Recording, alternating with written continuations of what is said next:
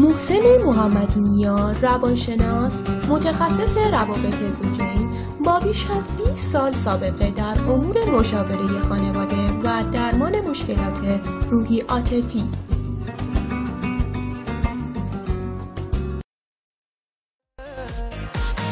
رها کن دیروزو، زندگی کن امروزو، هر روز یه زندگی دوباره از شروع جدیده. دوست دارم زندگی رو، دوست دارم زندگی رو. به نام خدایی که جان آفرید، سخن گفتن اندر زبان آفرید.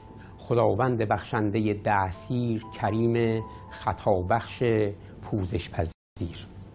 امروز میخواییم درباره اشتباه کردن با هم صحبت کنیم. میخواییم ببینیم وقتی که ما اشتباه میکنیم چه عکس العملی نشون میدیم به هنگام اشتباه کردن، چه حرفایی با خودمون میزنیم و چه حرفایی رو نباید به خودمون بزنیم. از طرف دیگه میخوایم ببینیم اگر دیگران اشتباه کردن ما چه برخوردی باید با اونها بکنیم. پس این دوتا موضوع رو، یک، زمانی که ما اشتباه میکنیم، دوم، زمانی که دیگران اشتباه میکنن ما چه برخوردی باید با خودمون و دیگران به هنگام اشتباه کردن داشته باشیم.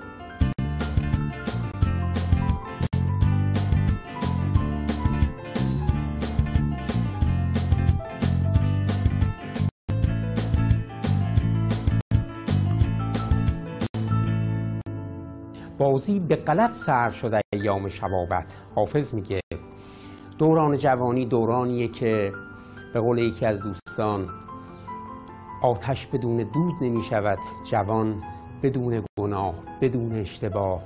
البته که استثناء هم داریم، اما وقتی که ما اشتباه میکنیم اولین برخورد ذهنیمون، اولین واکنش ذهنی ما سرزنش کردن، توبیخ کردن و احساس غم و اندوهه. بعد چه کارهایی ممکنه که در برابر اشتباه خودمون انجام بدیم؟ مورفی نظریه پردازیه که یک مهندس نیروی هوایی در امریکا میگه وقتی که احتمال خطایی بره حتما اون خطا رخ خواهد داد. این قانون مورفی با قانون فیناگل یا سود اشتباه گرفته میشه. در این قانون میگه که اگر 1001 راه وجود داشته باشه و یکی از اون راه‌ها احتمال خطا وجود داشته باشه که خطا بشه، یعنی ما راه اشتباه رو بریم، یک نفر روزگاری پیدا خواهد شد که همون راه خطا رو خواهد رفت. خب این قانون یه جورایی انگار خیال ما آدما رو راحت میکنه که بابا انسان موجودیه که خطا میکنه. در واقع یه جورایی اجتناب ناپذیره.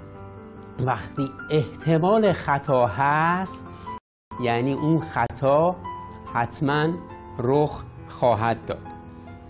اگر نگیم 100%، بالای 99% ممکنه که اون خطا رخ داده بشه به قول مورفی، مگر اینکه ما تلاش زیادی انجام بدیم که اون درست انجام بشه. خب استثناء هم هست، ولی به هر حال احتمال خطا و اشتباه بالاه.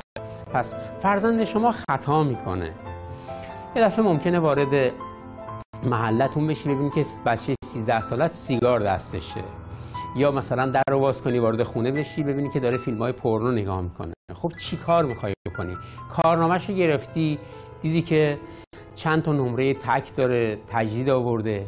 تو این لحظه که این آدم گیر افتاده، سیگار دستش بوده، یکی از این بچه‌ها میگه وقتی پدرمو دیدم اومد، خب دید سیگار دستمه، میخواست یه جوری مثلا که منم شرمنده نشم، نون خریده بود، نون داد، گفت اینو بگی مهدی ببر.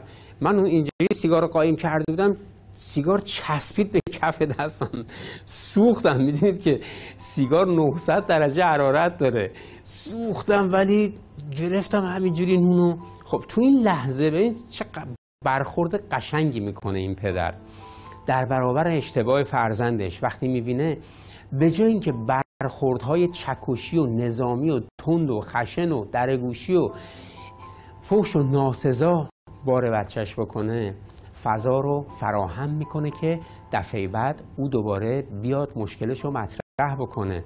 خب شما وقتی تند و خشن برخورد بکنید در برابر اشتباه فرزندت، میشه آب زیر کار، یعنی یه جورایی کلک میزنه بهت. حالا یه جایی میره سیگار بکشی که تو اصلا نفهمی، ولی بهتره که صادقانه بری مطرح بکنی و ریشه یابی کنی. چرا؟ اگه یه بچه 13 ساله مثلا میره فیلم پورنو نگاه میکنه، شاید واقعا هورمون‌های جنسی این بالاست. پس یک، ریشه یابی. چی کار باید بکنیم در برابر اشتباه؟ اولین کاری که باید بکنیم به جای قصه خوردن، به جای سرزنش کردن، ما چی کار میکنیم؟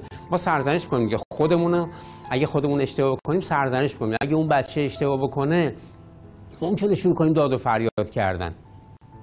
وقتی مثلا یه بچه تجدید آورده شما داد و فریاد میکنی، پدری میگفت اومدم میدم کارنامه بچه‌ام گرفتم، وقتی دیدم نمره تک داره، خب هزینه هم زیاد بودیم، مثلا مدرسه اینترنشنال نوشته بودیم، کلی هزینه، اومدم دیگه عصبانی شدم، یه مش خوابوندم تو بینیش ترکید پر خون. خب این چه حرکتیه؟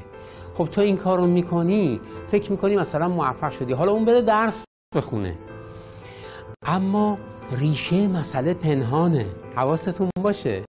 حالا تو بحث تفاهم خواهیم گفت اینو. وقتی شما برخورد زیبایی داشته باشی، یعنی پذیرش داشته باشی در برابر اشتباهات خودت و اشتباهات دیگران، اون انسانه. آتش بدون دود نمی شود، جوان بدون گناه. اشتباه میکنه، خطا کرده، خب پذیرش ایجاد کن، فضای امنی ایجاد کن، بذار بیاد حرف بزنه، برو باهاش شروع کن صحبت کردن. ماجرا چیه؟ ریشه یابی کن. اولین کاری که باید بکنی ریشه یابیه، به جای داد و فریاد کردن، به جای سرزنش و توبیخ کردن. میدونی مثل چی میمونه؟ مثلا اون بچه که تجدید آورده یا شما سیگار تو دستش دیدی، اشتباه کرده، خودش هم ناراحته. مثلا یکی از بچه‌ها میگفتش که اومدم آمپلیفایر هیئتمون رو درست کنم، زدم سوزوندم، خودم اصلا داغون. بعد چیکار کرده بود؟ رفته بود مثلا از جیب باباش پول برداشته بود که بره مثلا آمپلیفایر هیئت رو درست کنه. خب وقتی این خودش شرمنده است، حالا پدر فهمیده، حالا نیتش خیر بوده که بره آمپلیفایر هیئت رو درست کنه، ولی خب دزدی کرده. خب تو این لحظه مثل میمونه که این لحظه‌ای که این بچه تجدید آورده یا دزدی کرده یا سیگار کشیده، هر چی فیلم پورنو دیده، مثل میمونه که یکی افتاده وسط دریا داره غرق میشه، هی میره پایین میاد بالا، آب میخوره، قلوب. شما واسه کنار دریا میگی برای چی رفتی وسط دریا؟ نگفتم نرو؟ خب الان دیگه سرزنش کردن خیلی حواستون باشه به این قضیه. مثلا زن و شوهر رفتن مسافرت، یا اینا مثلا پولشون گم شده، نمیدونم کارتشون نیاوردن، به جای هرس خوردن، قص خوردن، آقا الان چی کار باید بکنیم؟ سرزنش نکنید دیگه تو اون لحظه. چرا اینجوری کردی؟ حواستو جمع نمی‌کنی؟ ولش کن. الان نیاز به کمک داره. چی کار باید کرد؟ حواستون باشه. الان باید چی کار بکنیم؟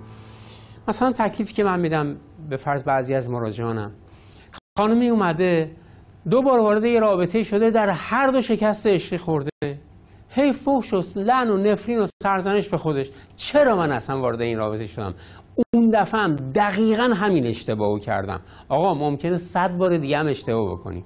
ابن سینا میگه که آقا وقتی شما 1 بار اشتباه کردی، 1 بار اشتباه کردی، این مسئولیت رو باید بپذیری. اما اگر تکرار کردی 1001 اشتباه کردی. حالا فدای سرت، انسانی اشتباه کردی، 1 با شهامت مسئولیت اشتباهت رو بپذیر. دیگه چیکار باید بکنیم؟ 2 اینکه بیاییم ریشه یابی کنیم. چرا این اتفاق افتاد تو زندگی من؟ تکلیفی که من به مراجعان خودم میدم، مثلا میگم که بشین 20 تا از اشتباهات شخص خودتو در بیار. Do your part. سهم تو چی بوده؟ آره اون اینجوری که اون آدم بی‌انصافی، آقا اونا رو ول کن. اون هر کاری کرده تو بخوای تقصیر بندازی گردن اون، که کنترل از دستت خارج میشه.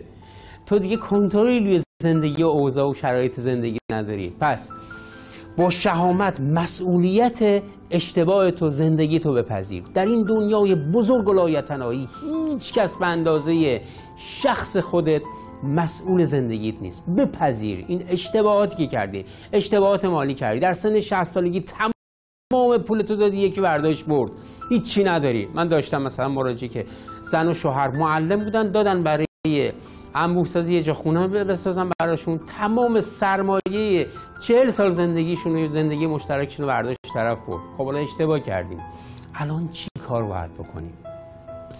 تمام دلایل رو لیست میکنید، 20 تا دلیل که اشتباه های من کجا بوده. بعد چاره اندیشی، الان باید دنبال راهکار باشی. پس درشت‌نمایی نکن، فاجعه نساز، خونسردی تو حفظ میکنی، حالا دنبال راهکار میگردی، میشینی هر روز 21 روز به من ایده مینویسی، روش که من چیکار باید بکنم برای حل این مسئله.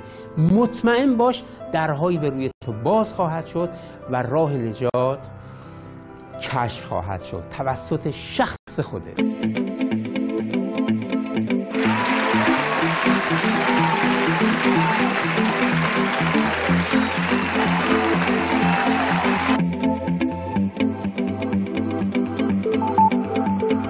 مرکز مشاوره خانواده و روانشناسی معین برگزار می‌کند.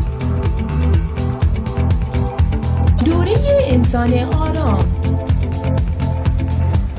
این دوره بر مبنای تطبیق تئوری موج سوم، اکت، تکنیک EFT و آلایش روانی برگزار خواهد شد.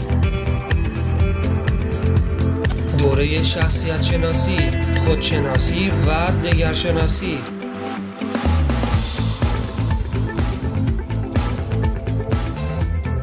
دوره زن کامل، متعادل و جذاب.